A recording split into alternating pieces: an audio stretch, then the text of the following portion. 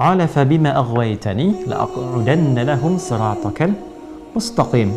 Ya, qala, maka syaitan itu berkata, bima aghwaytani, karena engkau telah menghukumi aku tersesat. Nah, ini jahatnya. Jadi saya katakan tadi di awal, jika memang keangkuhan, kesombongan itu sudah menyelimuti keadaan satu makhluk, ya, saya tidak katakan seseorang, tapi satu makhluk, bahkan kalangan jin sekalipun, jangankan manusia, jin sekalipun, jika tertutupi oleh sifat kesombongan itu, maka potensi untuk mendapatkan pencerahan yang mengembalikan pada kebaikan, untuk mendapatkan hidayah yang menggugurkan semua potensi buruk untuk menjadi baik itu akan menjadi sulit didapati, ya, karena celah-celah mendapatkan pencerahan, kebaikan, hidayah itu tertutup oleh kesombongan tadi. Karena itu sepintar-pintar, sejeniusnya iblis itu kan kalau dalam bahasa Yunani itu diabolis kan, ya, diabolis itu artinya yang pintar keblinger gitu, ya, jadi yang punya sifat kepintaran di atas rata-rata, ya, tapi karena tertutup oleh keburukan tadi, sehingga potensi kepintaran itu tidak bisa digunakan untuk membaca kebaikan. Itu bisa terjadi, ya, alih-alih kepintaran digunakan untuk yang baik, tapi diarahkan kepada yang buruk ketika potensi baik itu tertutup, ya. Karena itu baik itu lebih penting dibandingkan dengan berilmu, itu poinnya, ya. Sehingga ketika yang berilmu itu baik, maka ilmunya akan digunakan kepada segala yang maslahat, ya. Tapi semakin pintar kebaikannya tidak ada, itu damage-nya, ya, menghancurkannya lebih banyak. Jadi kalau pencuri yang pintar itu pasti ngambilnya, korupsinya lebih banyak dibandingkan dengan pencuri yang kurang pintar, ya. Nah, akan lebih bagus kalau pintar dan baik. Jadi jangan bandingkan, misalnya pilih mana, pintar nggak baik atau bodoh baik, ya, maka pilihlah yang pintar dan baik, ya. Nah, kembali ke sini, karena engkau telah menghukumi aku sesat, ya Allah, kan, menghukumi aku ini terjauh dari rahmatmu, fabima aghwaytani, ya, ghawa itu kan sesuatu yang melampaui, ya, sesuatu yang lewat dari batas gitu, ya, sesuatu yang tidak biasa. Aghwa itu menghukumi sesuatu yang telah melampaui batas, ya, sesuatu yang kelewatan gitu kan. Ya Allah, engkau telah menghukumi aku kelewatan, ya, aku tersesat, aku bersikap yang kurang bagus, gitu kan. Nah, tertutup dia oleh keburukan tadi, la'aq'udanna lahum siratakal mustaqim. Karena itu aku putuskan, ya, aku ingin buktikan, ya, kehebatanku itu, kata syaitan, ya, keangkuhannya dia ingin buktikan dengan apa? La'aq'udanna lahum siratakal mustaqim, aku akan cegah mereka untuk mendapatkan jalan petunjukmu yang benar, ya, jalan petunjukmu yang lurus. Ya, ini yang menjadikan kita setiap waktu memohon kepada Allah dijauhkan dari syaitan supaya konsisten pada petunjuk yang benar itu. Makanya kita baca tuh sehari 17 kali, ihdinas siratal mustaqim, ihdinas siratal mustaqim, ihdinas siratal mustaqim. Ya, apa di antara faidah itu? Supaya Allah berikan kita kekuatan untuk melawan bisikan-bisikan setan. Itu di antara faidahnya. Jadi kalau Anda bertanya kenapa kita membaca, ya, ihdinas siratal mustaqim, ihdinas siratal mustaqim 17 kali dalam sehari, ya, dan di setiap waktu, setiap pergantian waktu, dari mulai subuh, kemudian ke zuhur, siang, masuk ke asar, sore, maghrib menjelang malam, ke isya, kita minta sama Allah, ya Allah, ya, berikan aku kekuatan, tunjukkan kepada kami, ya Allah, petunjukmu yang lurus, petunjukmu yang benar, ya, untuk minta kekuatan supaya ditanamkan dalam jiwa kita. Nanti saya akan bahas apa kaitannya dengan keadaan jiwa, karena syaitan itu akan menanamkan pada jiwa, memberikan bisikan, yang ini lebih bagus, ya, jangan ambil yang ini yang lebih ideal dan sebagainya. Sehingga alih-alih misalnya seorang hamba menunaikan salat, dia bisa tinggalkan salatnya untuk mengejar sesuatu yang tidak penting, ya. Kan ada sekarang orang mengejar untuk dapatkan satu peluang pekerjaan dan tega meninggalkan Jumatnya hanya untuk menjaga, ya, toko tertentu misalnya, atau jualan tertentu misalnya, yang dia pun tahu sebetulnya rezekinya di tangan Allah. Ini aneh memang orangnya. Dia sudah paham rezeki di tangan Allah, Allah yang memberikan rezeki kepadanya, tapi dia mengerjakan perbuatan yang menjauh dari Allah dan tidak disenangi oleh Allah Subhanahu wa ta'ala. Itu bagian dari godaan. Itu ditanamkan kepada jiwa. Makanya orang-orang yang sering sholat terkoneksi dengan Allah Subhanahu wa ta'ala, ya kan? Dia mengoneksikan dirinya untuk menyembah Allah, sujud kepada Allah Subhanahu wa ta'ala, dan berkata kemudian dalam berdirinya ihdinas siratal mustaqim, itu diberi kemantapan dalam jiwanya. Nanti saya akan terangkan, ya, bagian itu pada hal yang terpisah.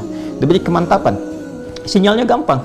Begitu nanti ada bisikan pada keburukan, hatinya pasti akan mencegah. Ini sinyal baiknya, jangan lakukan ini nggak bagus, jangan lakukan itu, kau akan celaka, kau akan begini. Itu kemantapan yang dimaksudkan. Nah, di sisi lain syaitan, ya, telah bersumpah, dia berkata la'aq'udanna lahum siratakal mustaqim, ya, itu bahasanya menggunakan kata la'aq'udanna, itu sudah menggunakan tekad kemudian diisi dengan nun taukid takilah lagi.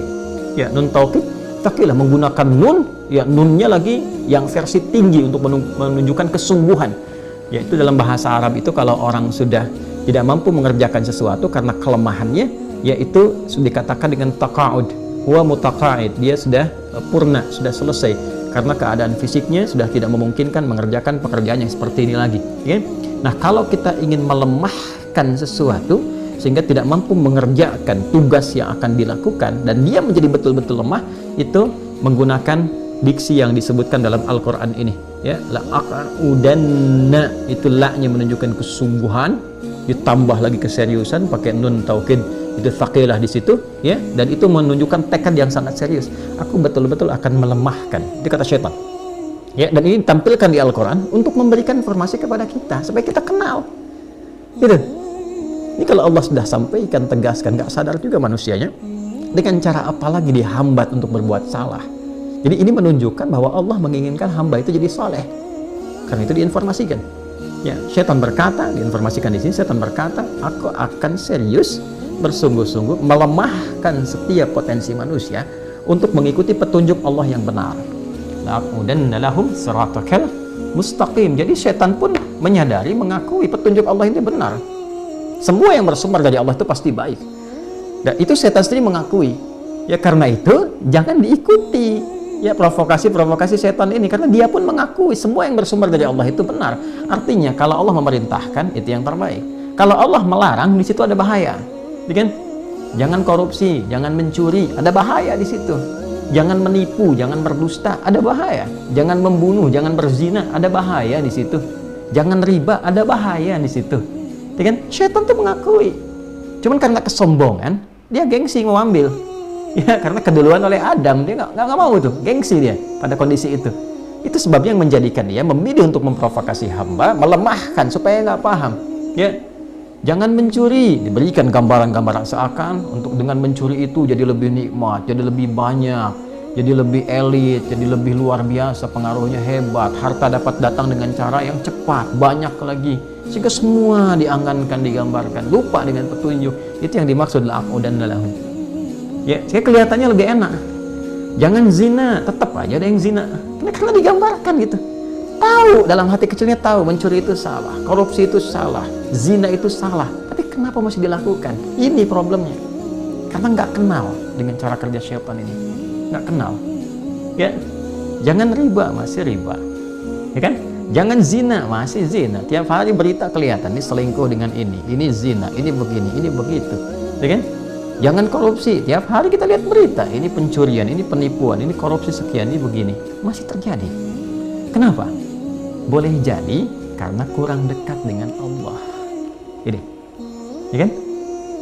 Bahasa gampangnya kurang ibadah, kurang sholat, jarang baca dengan benar ihdinas siratal mustaqim. Sholatnya nggak khusyuk, kelihatan kayak yang sholat, tapi nggak khusyuk, nggak fokus dalam sholatnya. Sholat pun karena ada motivasi tertentu saja. Ini problem, itu juga ada dalam Quran.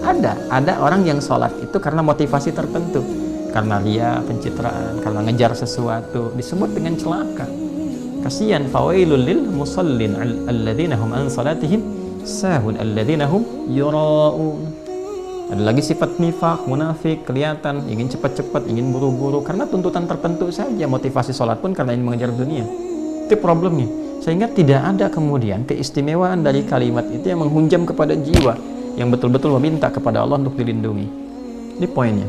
Dan dahsyatnya apa? Di ayat ke-17 ya teman-teman, thumma la'atiyannahum min baini aydihim, kan? Kemudian wa min khalfihim wa an aymanihim wa an syama'ilihim wa la tajidu aktsarahum syakirin. Ini poinnya. Ya. Dan dia betul-betul sudah bertekad karena menggunakan lam tadi, kemudian nun taukid, faqilah di akhirnya. Ya, nun taukid faqilah itu menggunakan tasydid di atas nun berharakat fathah. Ya, untuk menunjukkan satu kesungguhan yang sangat luar biasa. Aku betul-betul bertekad dengan segenap kemampuan akan melemahkan hamba itu, ya, supaya apa? Supaya tidak mendapatkan petunjuk dari Allah, dan saat yang bersamaan di poin yang paling besarnya, aku pastikan semua sifat pelemahan itu akan aku kuasai dari semua arah yang memungkinkan manusia beraktivitas, yaitu dari depannya, dari belakangnya, kanan dan kiri. Ya, kenapa nggak atas dan bawah? Yang pertama, pada umumnya manusia nggak ada yang beraktivitas ke atas. Pada umumnya ke depan, ke belakang, ke kanan, ke kiri. Itu ya, pada umumnya. Dan nggak ada yang beraktivitas ke bawah. Ya, pada umumnya ke depan, ke belakang, kanan dan kiri. Yang kedua, ada yang menafsirkan bahwa atas itu adalah jalur petunjuk. Ya, jalur yang diberikan oleh Allah untuk memberikan hidayah. Jadi nggak akan menentang itu secara langsung, nggak akan frontal. Ya, kalau nggak tersambar halilintar tuh. Ya, selesai gitu. Ke bawah pun jalur kematian, ya sudah meninggal nggak digoda lagi. Ya, nggak ada kerjaan, setan yang stres tuh kalau masih menggoda orang yang sudah meninggal dunia, nggak ada kerjaan kan. Ya, jadi atas dan bawah tidak terganggu di situ, tapi depan, belakang, kanan dan kiri, semua potensi arah yang dituju manusia nggak akan lepas dari was-was atau provokasi yang ditimbulkan dari syaitan.